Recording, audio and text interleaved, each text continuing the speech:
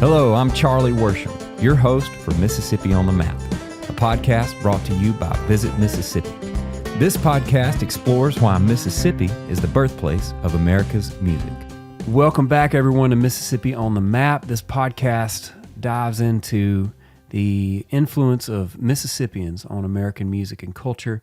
And right now, I have the great honor of sitting with one of the extremely knowledgeable historians at the Country Music Hall of Fame and Museum, Mr. Paul Kingsbury. Welcome, and thank you so much for being here, Paul. Hey, Charlie, it's my pleasure. So good to be with you. I recognized you when you were walking in. I was like, man, I know we've hung out together at medallion ceremonies. That's right. In which the Hall of Fame and Museum inducts each year the newest members of the Country Music Hall of Fame. And you were so kind to come and play guitar in the band. Oh, this last time. That's an easy gig to say yes to, especially after the word broke and everybody now knows that the big surprise for James Burton, I call him South Mississippi from down in Louisiana. You can almost like a guitar string you can string from New Orleans to Memphis, and that's the string of American music there in Mississippi.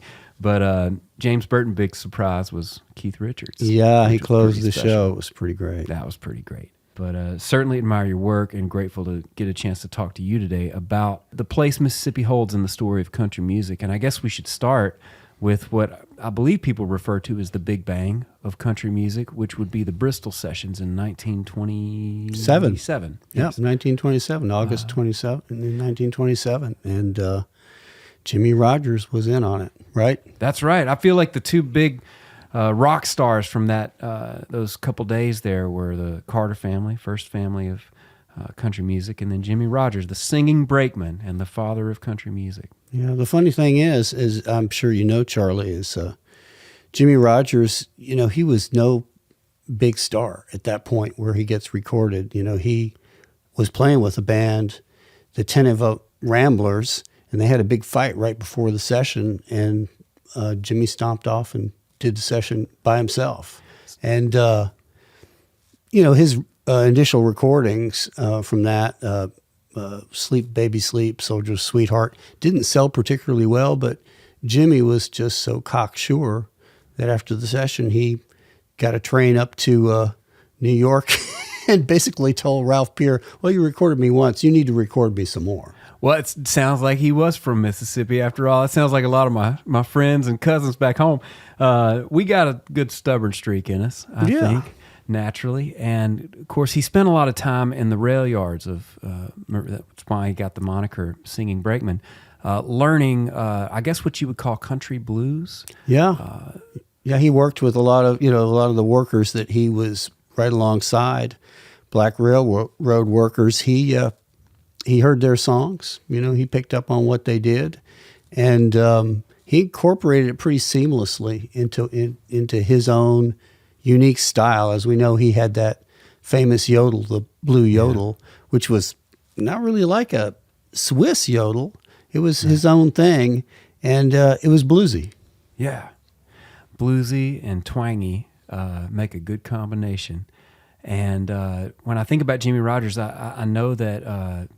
and you may know this better than I do, I don't know at what point he recognized that he had tuberculosis, and that at that time that was pretty much a death sentence. And a famous Mississippi songwriter, Craig Wiseman, wrote a song about Live Like You Were Dying.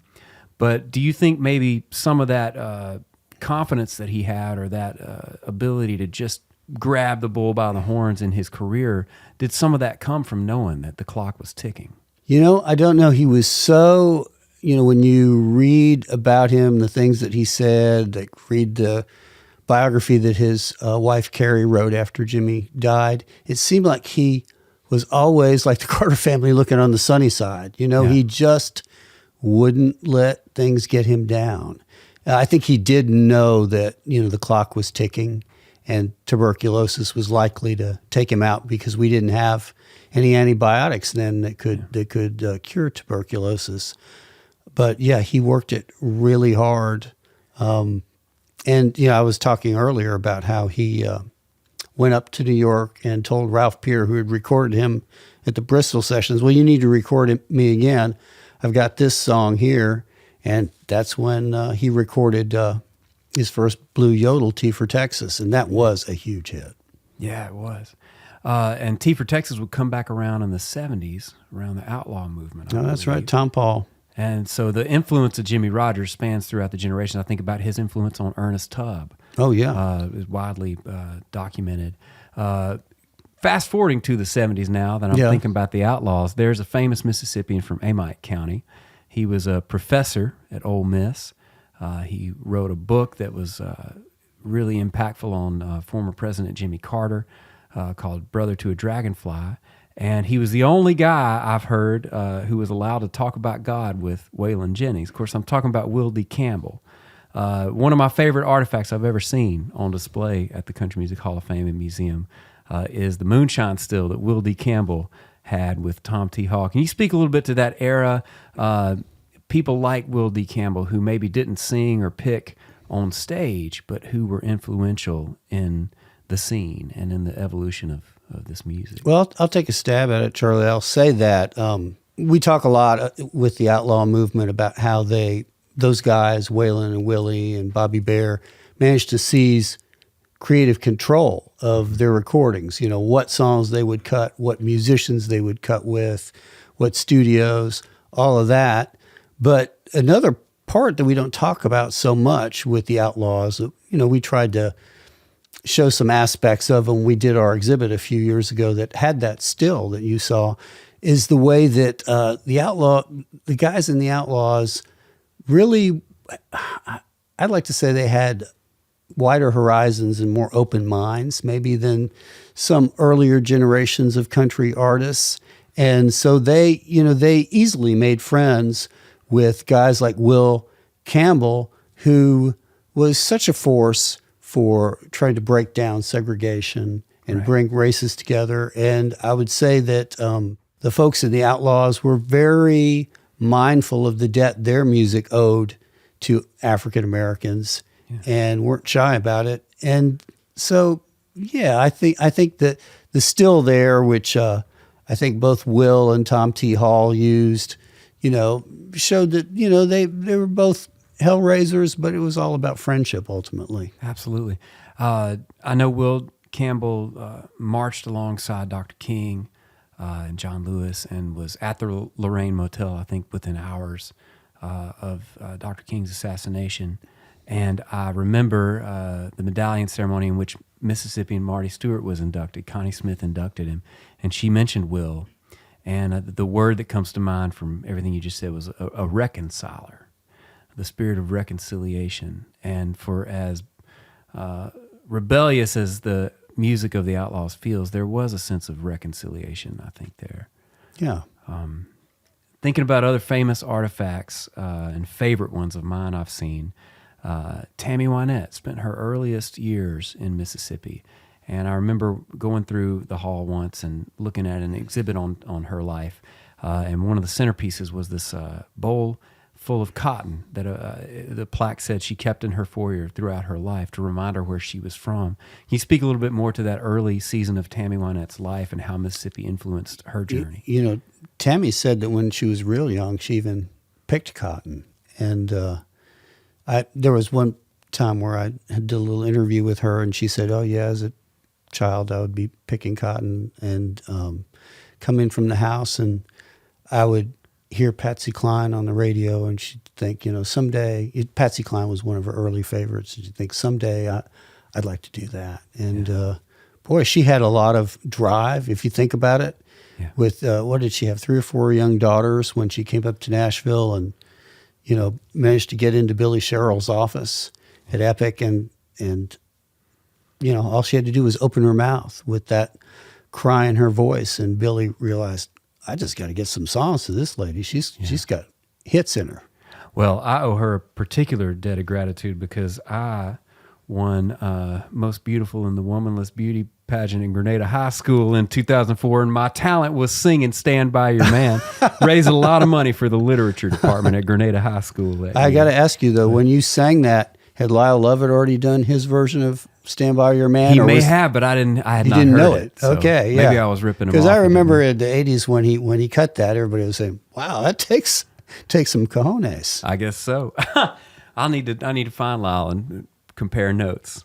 Well, all this talk about artifacts leads me to a highlight from last year for me in 2024 was getting to be a part of the ceremonies recognizing Marty Stuart's historic contributions to the Country Music Hall of Fame. I know that throughout his life, Marty has collected country music memorabilia, and some of the great crown jewels of our story and our music come from his personal collection. It's unparalleled, and I particularly loved getting to play pop staples, Rosewood Telecaster. I loved getting to hear Chris Stapleton play George Jones's Martin guitar and hear those great bluegrass instruments from the high watermark of bluegrass music, some of the stuff that belonged to Earl Scruggs and Lester Flatt. But could you speak a little bit to the relationship between Marty Stuart and the Country Music Hall of Fame and what this collection means for preserving our story? Sure. Marty's been a friend of the Country Music Hall of Fame Museum, gosh, I think probably since his teens. I mean, I can remember when I was working at the museum when it was on Music Row back in the 80s and 90s, we'd frequently see Marty come by, do some research, check out some recordings, look into things.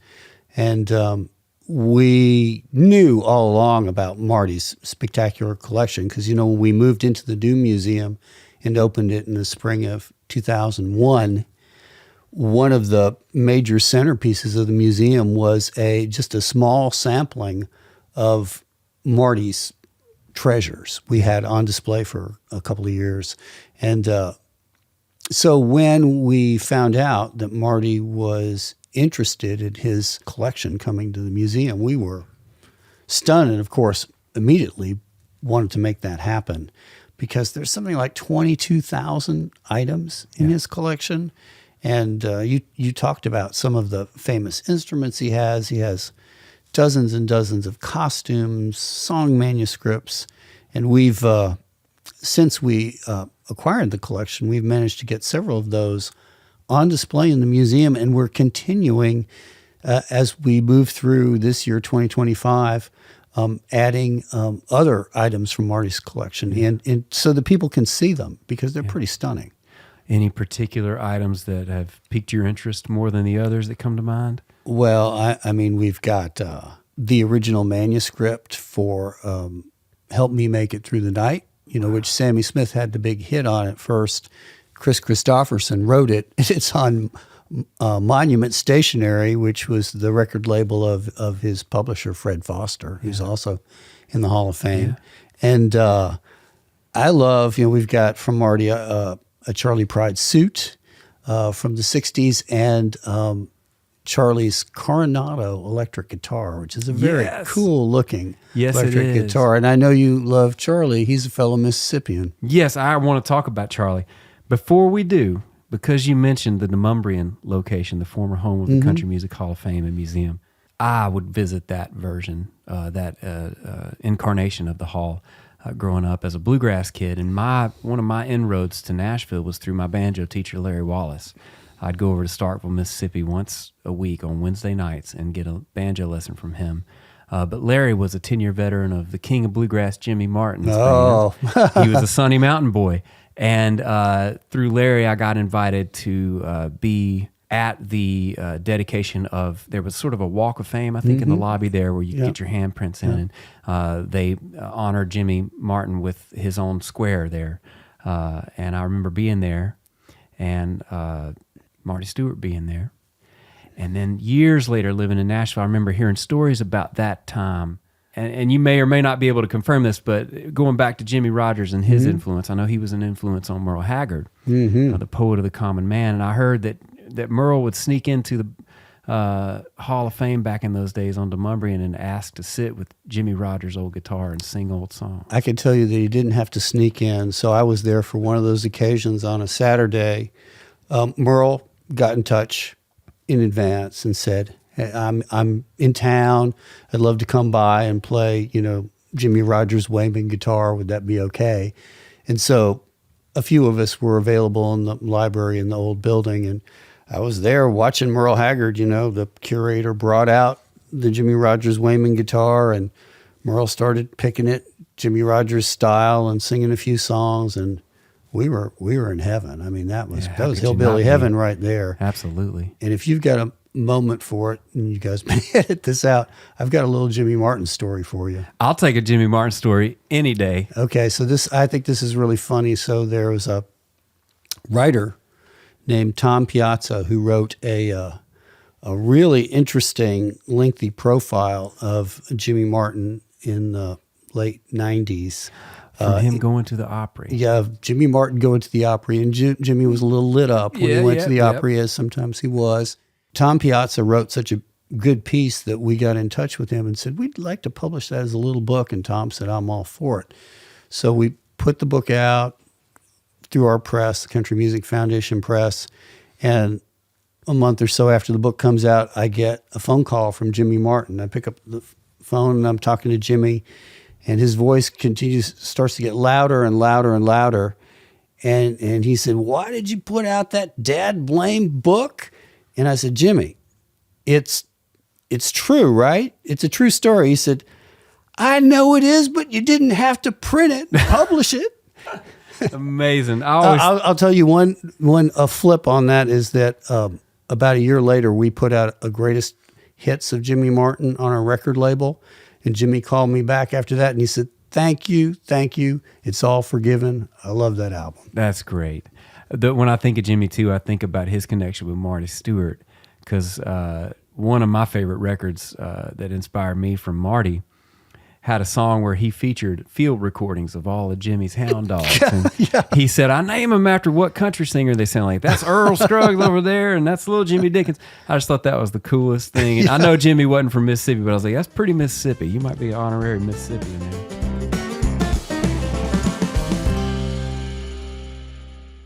It was right here in the Mississippi Delta where more than 100 years ago, black sharecroppers and laborers gave America its own musical identity. Drawing on the sounds and traditions of their native Africa and the struggle of their American experience, the blues was born. This land was the epicenter of musical creativity, offering Saturday night liberation and salvation on Sunday morning.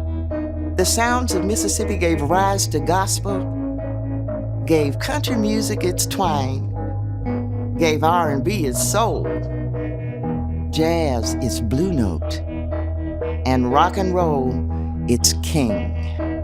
If you love music, there's no better place to discover its roots and its future than in Mississippi, the birthplace of America's music.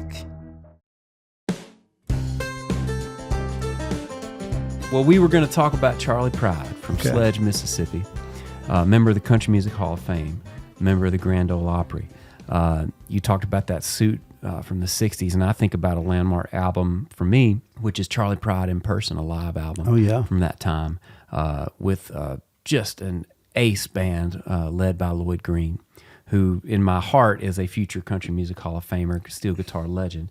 But you also spent some of your growing up years in Memphis, Tennessee, and a good chunk of Charley's story revolves around time in Memphis, Tennessee, where he interacted with Cowboy Jack Clement, another Country Music Hall of Famer. Could you speak a little bit to Charley's life and legacy, but also maybe through the lens of what Marty Stuart refers to as North Mississippi, which is Memphis, Tennessee?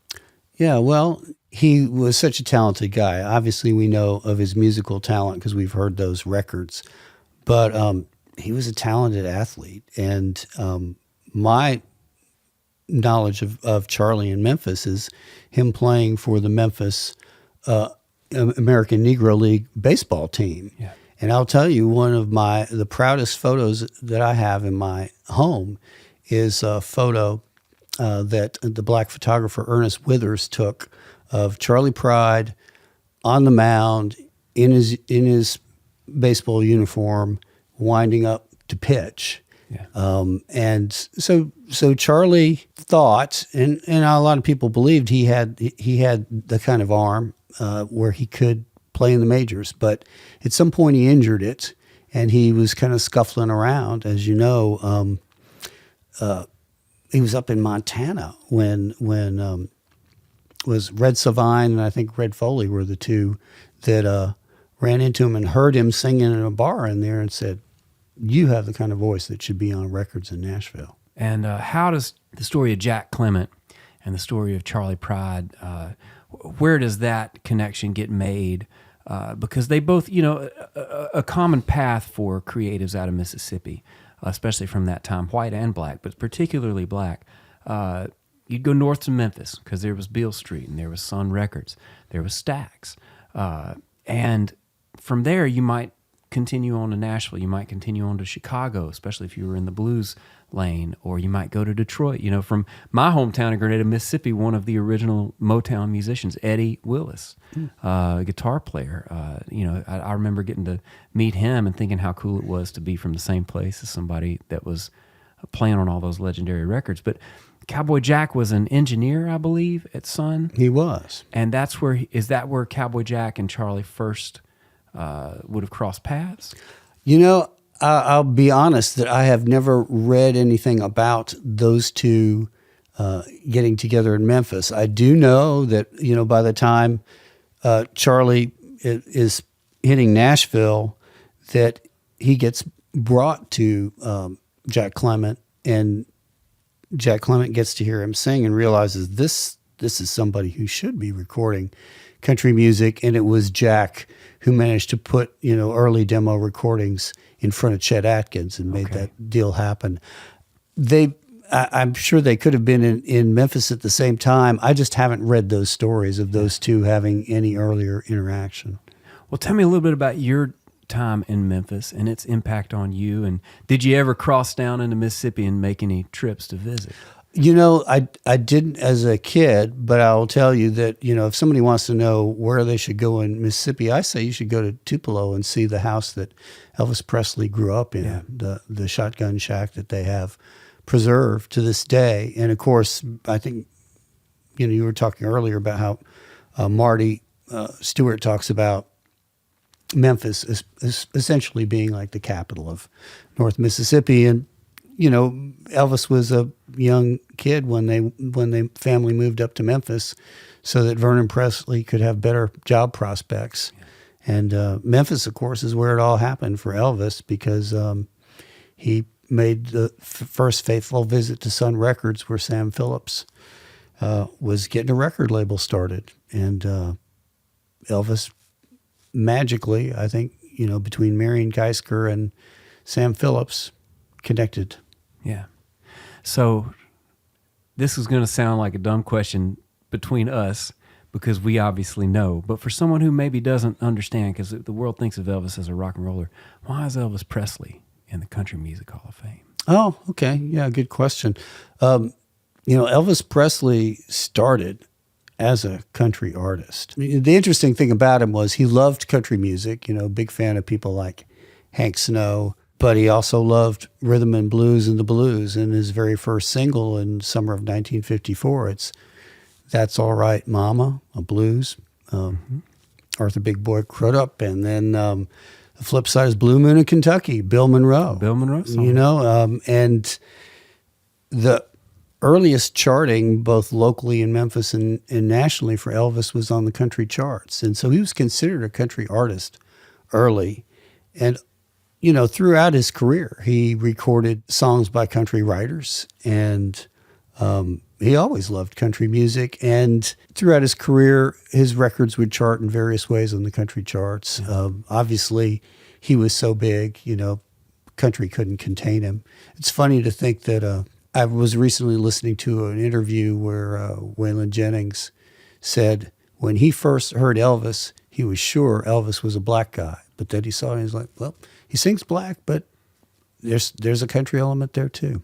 So that sort of early integration of influences that we were talking about earlier with Jimmie Rodgers is just as true when it comes to Elvis Presley.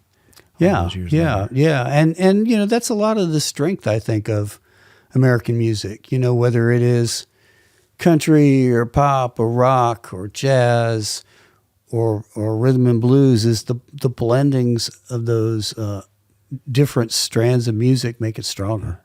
So what do you think it is that makes Mississippi the birthplace of America's music? It's funny, I wasn't born in Tennessee, but I've lived most of my life in Tennessee, so I might argue with you and say that Tennessee, but Mississippi has a strong claim to being a birthplace because of country artists. I think we were going over before we got on the interview, Charlie, that there are 9 members of the Country Music Hall of Fame who are from Mississippi, and I had to make a little list because I couldn't remember them all off the top of my head, but Jimmie Rodgers, who's in the first class of the Country Music Hall of Fame, Rod Brasfield, Elvis Presley, Tammy Wynette, Conway Twitty, Charley Pride, Ray Walker of the Jordanaires, Hank Cochran, Marty Stuart. And so that's a goodly number from one state. But then, I also had to make myself a list. And you might be able to do this off the top of your head, Charlie, but oh my goodness, there's so many blues musicians that come from Mississippi. I just made a quick list. Robert Johnson, Howlin' Wolf, Muddy Waters, Jimmy Reed, Son House, B.B. King, Charlie Patton, Bo Diddley, Elmore James. I mean, it goes on and on. So, Mississippi has a very strong claim to being, maybe the birthplace of so much of our music. Yeah. Well, you mentioned so many great names there, and I also think about that fine line between the blues and country or folk music, artists like the Mississippi Sheiks, whose members wrote "Sitting on Top of the World," which is sort of ubiquitous with country music and really American music in general. But I also think about Mississippi John Hurt, and if you listen to Mississippi John Hurt and then listen to Doc Watson, who has a foot in our world of country, there's a strong path there. But even just outside of those 9 Country Music Hall of Famers from Mississippi you just listed, I think about some of my favorites in country music. I mean, we mentioned Lloyd Green, the great steel guitarist. When I was growing up, I remember when Leanne Rimes came on the scene in Faith Hill, and I was like, oh, they're from Mississippi. But Paul Overstreet, great songwriter, and Bobby Gentry, singing about the Tallahatchie Bridge, but also right from there. So there's so many just outside of the purview of the Hall of Fame proper that I know have lived and worked and inspired and created within our format. Are there any of those outside of the Hall of Fame that particularly resonate with you?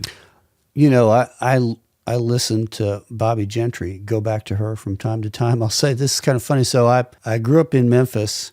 My parents are from the New York City area, and my dad, who's the big music listener, was a jazz and classical fan. But among the few popular albums that I can remember him buying when I was a kid was he bought Bob Dylan albums, he bought Beatles albums, and he bought Bobby Gentry's first album, which we played around the house a lot.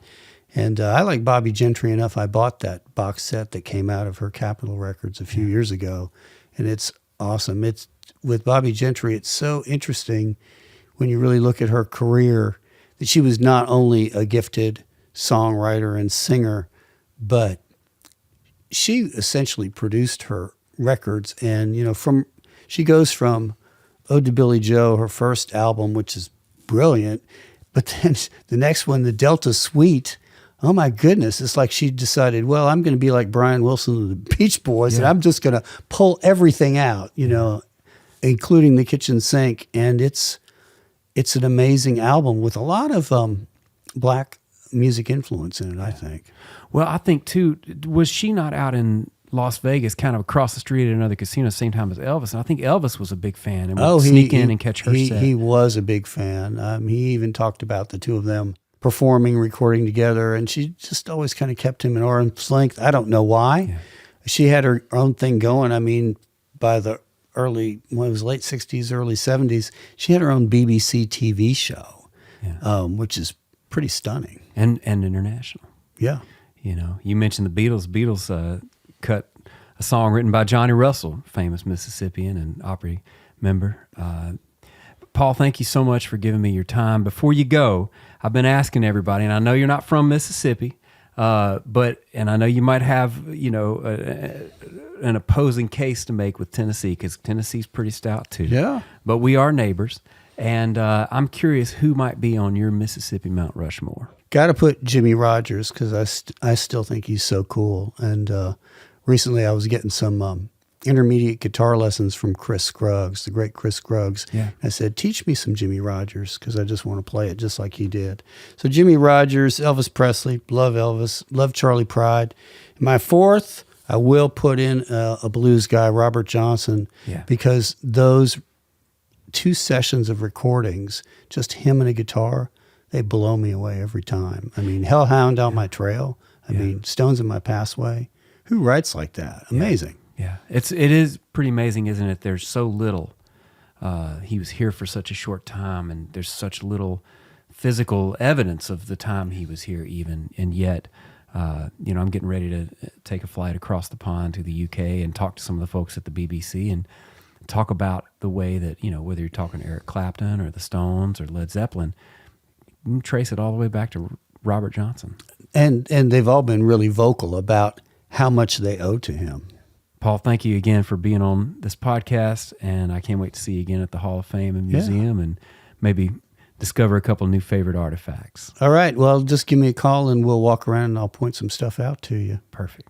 I've really enjoyed it. Thank you, Charlie. Man, I've had a ball. Thank you. Mississippi on the Map is made possible by Visit Mississippi. Please like and subscribe wherever you get your podcasts to be the first to know about new episodes when they drop.